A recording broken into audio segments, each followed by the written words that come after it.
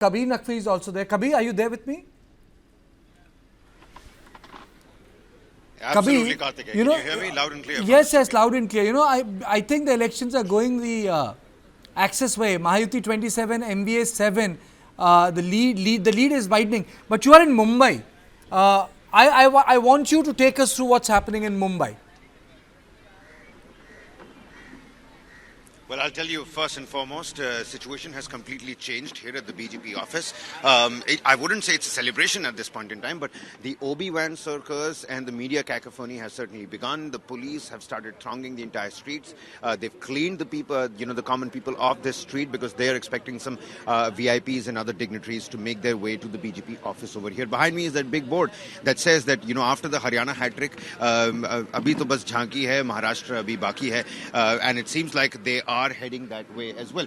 Maharashtra, according to the big board right near and next to me, the trends on this board could be contrary to what we're flashing on our television screens, giving 73 and another 13 to the BJP in the Mahayuti. And we'll have to wait and find out as to what happens. But several fissures, because even as we're getting information that Ashok Gehlot has now reached Maharashtra, he's going to be in Mumbai. G. Parmeshwara, the Home Minister of Karnataka, another Congress leader, he's already over here. Choppers have been booked. Hotels have been booked. Everybody's, hectic parlays between the regional satraps. You've got the Vanchit Bahujan Agadi, you've got, Raj Thakra's MNS, and several other local leaders and independent candidates. Kabir, they've been dialed. I don't think that the choppers will require any booking now. If I just go by the lead, which is coming on ECI between Mahayuti and MVA, it is astounding. It is 45 and 11. Ajit, now you come in.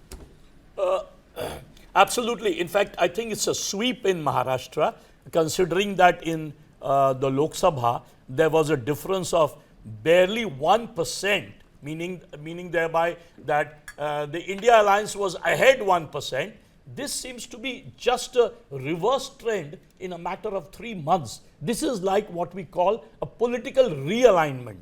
The fact that the BJP ended up contesting in 150 seats, bargained with its partners, I think is having a real impact on the outcome of the elections, which shows it's a total saffron wave in Maharashtra. In fact, the interesting question would be that if the Ladli Behna scheme is such a success, was the women's turnout massive this time in the assembly polls, which people on the ground would know? And if that is the case, then it's the women's vote which is leading the surge in the BJP wave in Maharashtra.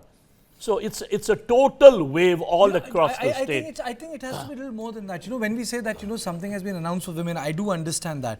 But are we saying that women are the only one who respond more powerfully to a sort of a affirmative economic action, from the cycles of Nitish Kumar to Ladli Behna? I mean to say there has to be something more than that, apart from just what they are getting. For women to get mobilized in this country on a gender basis. I think in the middle of all this conversation, Congress Plus is 1 seat ahead of BJP in Jharkhand, where they have been trailing for almost since morning. Okay. Ajit. See, the thing is, what happens is, in elections, you look at a spike. Where is the spike taking place?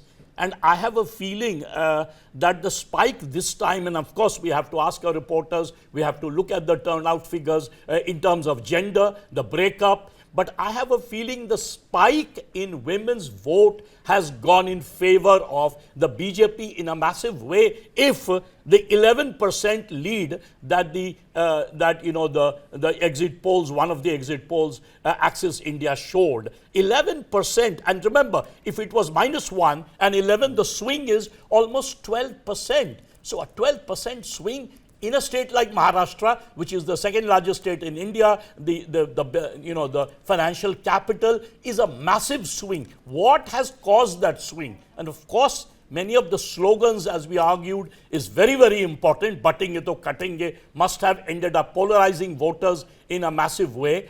But I still feel that the Ladli Behna is actually, which was tried in Madhya Pradesh. And why do I keep saying that? Because in Madhya Pradesh also the Ladli Behna gave a majority of 11% vote, if you remember, in the last assembly election. So it's almost as if the Madhya Pradesh model has been brought back by Shinde in Maharashtra, and it has paid dividends in a major way if the figures are holding.